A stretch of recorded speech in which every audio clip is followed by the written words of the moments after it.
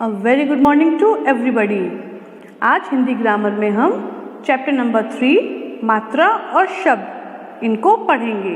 Chapter का नाम क्या है? मात्रा और शब्द। मात्रा मतलब होता है वॉवल साइंस और शब्द मतलब होता है वर्ड्स।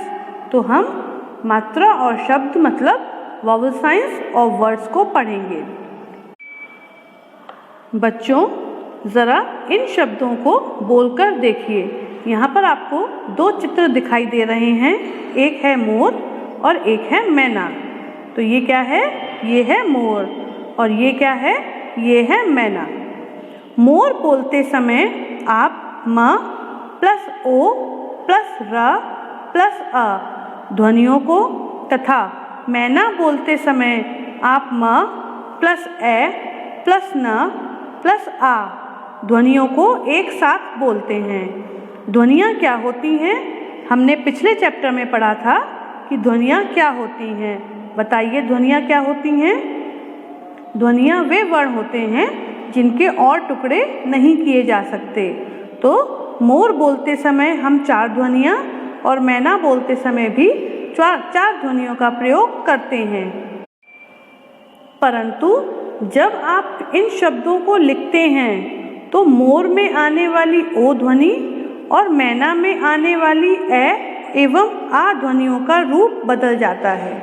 जब आप मोर लिखते हैं या आप मैना लिखते हैं या आप कोई भी शब्द लिखते हैं तो उसमें जो ध्वनियाँ आती हैं उनको हम उनके वास्तविक रूप में न लिखकर उनके बदले हुए रूप में लिखते हैं। चलिए देखते हैं कैसे। ओ को हम ऐसे लिखते हैं, ए को हम ऐसे लिखते हैं तथा आ को हम ऐसे लिखते हैं। तो ओ इसमें, ए इसमें तथा आ इसमें बदल जाता है। इससे यह स्पष्ट होता है कि स्वर वर्ण को जब व्यंजन के साथ मिलाकर लिखा जाता है तब उनके लिए कुछ विशेष चिन्हों का प्रयोग किया जाता है। मतलब जब हम स्वर वर्णों को व्यंजन वर्णों के साथ मिलाकर लिखते हैं तो हम स्वर वर्णों को उसके वास्तविक रूप में ना लिखकर उसके बदले हुए रूप में लिखते हैं। तो इनको हम चिन्ह बोलते हैं।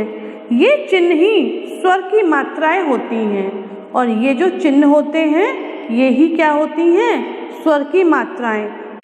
जैसे कि ओ को अगर हमें व्यंजन के साथ लिखना है तो ये वाला चिन्ह लगाना पड़ेगा।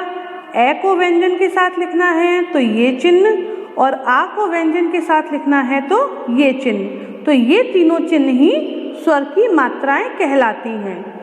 व्यंजन के साथ स्वरों का प्रयोग रूप बदलकर होता है जिसे मात्रा कहते हैं। जब व्यंजन के साथ हम स्वर का प्रयोग करते हैं तो उसका रूप बदल जाता है। हम स्वर को उसके वास्तविक रूप में न लिखकर उसके बदले हुए रूप में लिखते हैं। उस बदले हुए रूप को ही हम मात्रा कहते हैं। सभी व्यंजन वर्णों में अ की ध्वनि होती है। इसका मतलब क्या है? अगर हम व्यंजन वर्णों को लिखेंगे या उसके टुकड़े करेंगे तो सभी में हमें क्या मिलेगा? अ की ध्वनि मिलेगी।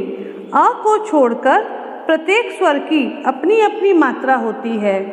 अ स्वर को छोड़कर जितने भी हमारे बाकी स्वर होते हैं उन सब की अपनी अपनी अलग मात्रा होती है।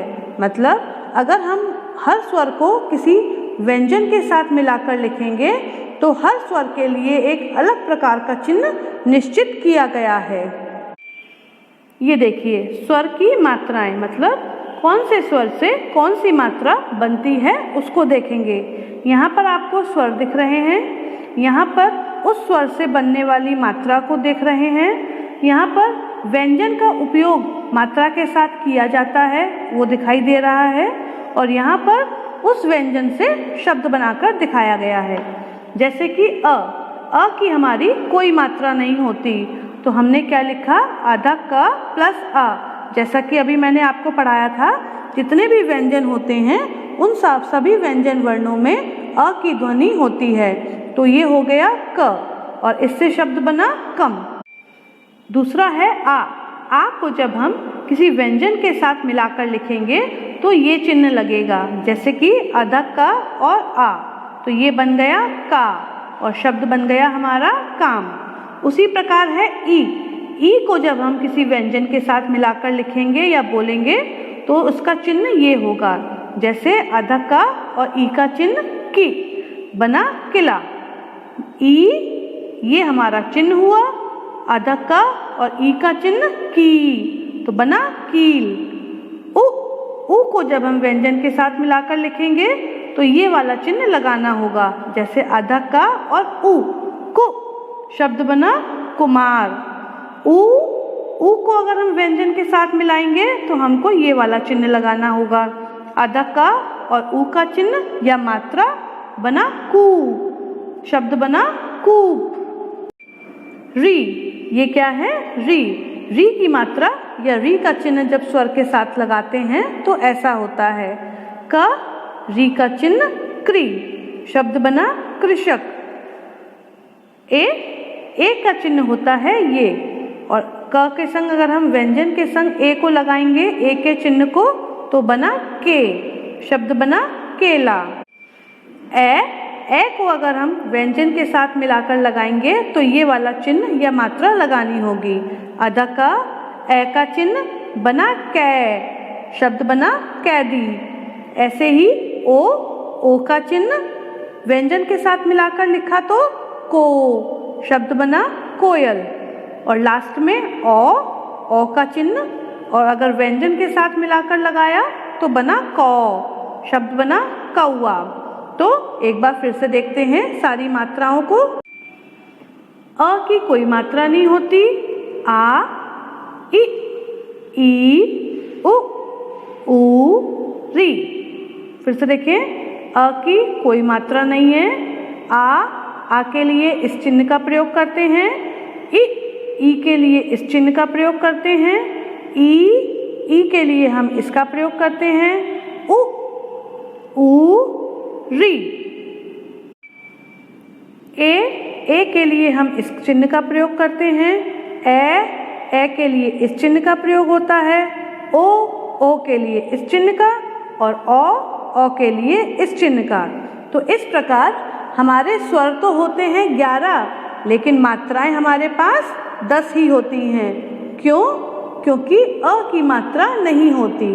तो मात्राएं हमारे पास 10 होती हैं, जबकि स्वर हमारे पास 11 होते हैं। बाकी का चैप्टर हम अपने नेक्स्ट क्लास में पढ़ेंगे। Good bye.